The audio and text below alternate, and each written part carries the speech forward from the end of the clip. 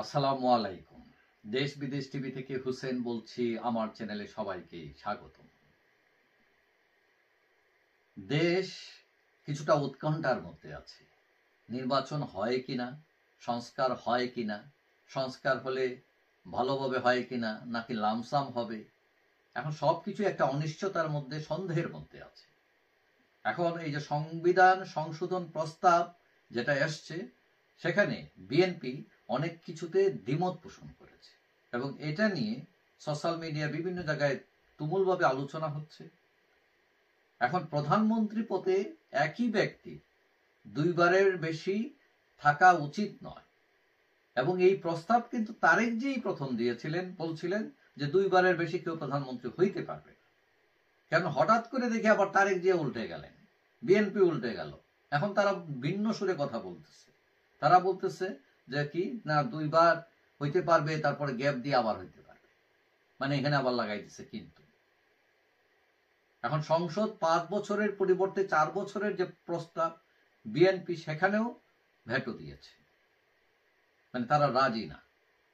এখন মেয়াদ কমানো হয়েছিল এই জন্য যাতে দুর্নীতির ডালপালা না মেলে, কারণ বেশি দিন ক্ষমতায় থাকলেই দুর্নীতি ছেয়ে বসে।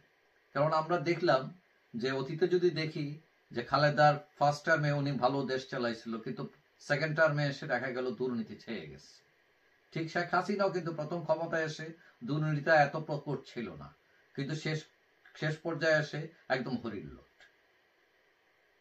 এখন এই যে টানা 4 মেয়াদে কিন্তু এর আগে প্রধানমন্ত্রী ছিলেন শেখ হাসিনা, এবং অনেকেই মনে করেন এই যে টানা এতদিন ক্ষমতা থাকার কারণে তিনি সুযোগ পেয়েছেন, একনায়ক হয়েছেন, স্বৈরশাসক হয়েছেন, এগুলো নিয়ে অনেক সমালোচনা।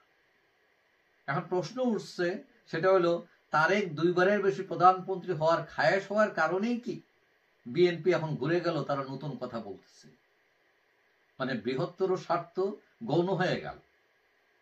এখন বিএনপি নেতা সালাউদ্দিন আহমেদ অবশ্য বলছেন যে জানালা খোলা আছে, আলাপ আলোচনা করে সিদ্ধান্ত নেওয়াই যেতে পারে, মানে অর্থাৎ এখানে বদলের সুযোগও আছে। এখন তারেক জিয়া প্রথম প্রস্তাব দিলেন দুইবারের বেশি প্রধানমন্ত্রী না, আবার কয়েকদিনের মাথায় আবার ঘুরে গেলেন। তিনি প্রস্তাব দিয়ে প্রশংসাও পেয়েছিলেন। এখন হঠাৎ করে ডিগবাজি কেন তার দলের, এবং গ্যাপ দিয়ে আবার হওয়ার যে তিনি একটা টার্ম দিয়ে বসলেন, এটা কেন? আমরা জানি যে যুক্তরাষ্ট্রের মতো দেশেও প্রেসিডেন্ট দুইবারের বেশি হইতে পারে না। কেন?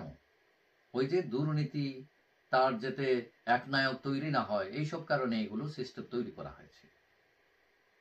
আবার একই সাথে প্রধানমন্ত্রী ও মানে দলের প্রধান হইতে পারবেন না যে প্রস্তাব এসেছিল, এই প্রস্তাবে বিএনপি ভেটো দিচ্ছে।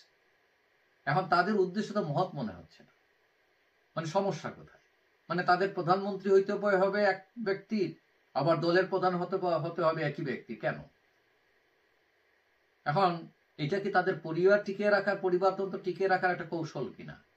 মানে জিয়া পরিবারের হাতেই সর্বময় ক্ষমতা থাকবে, তিনি প্রধানমন্ত্রী হবেন, তিনি দলের প্রধানমন্ত্রী হবেন, মানে যেই লাউ সেই মধুই, মানে যেই লাউ সেই কদুই তো দেখতেছি, মানে মতলব খুব সুবিধা মনে হইতেছে না। এখন তারেক যে এতদিন সুন্দর সুন্দর কথা বলছেন, তাহলে এই কথাগুলো কি ফাও বলছেন তিনি? মানে এগুলো কি শুভঙ্করের ফাঁকি? এখন ক্ষমতায় যাওয়ার আগেই যদি এই রকম মতলব হয়, আজকে সকালে একটা বলেন বিকালে একটা এরশাদ মার্কা রাজনীতি হয়ে যায়, তাহলে ওই দেশে মানে কি পরিবর্তন হবে? ওই এক ব্যক্তির শাসনই থাকবে, এক পরিবারের শাসনই থাকবে। আমরা কি এখান থেকে বেরোতে পারবো না? এখনো সময় আছে। মানে বিএনপি একটা বড় দল হিসেবে তার দায়িত্ব অনেক বেশি আমি মনে করি, এবং এই যে সংস্কারের একটা সুযোগ আসছে, এটাতে তারা যাতে সহযোগিতা করে, তার দলের স্বার্থ বা ব্যক্তির স্বার্থটাকে সে যাতে বড় করে না দেখে, এবং কোনো দলই যাতে সেটা বড় করে না দেখে। যাই হোক, সবাই ভালো থাকবেন। আশা করি দেখা হবে অন্য কোনো ভিডিওতে ইনশাআল্লাহ।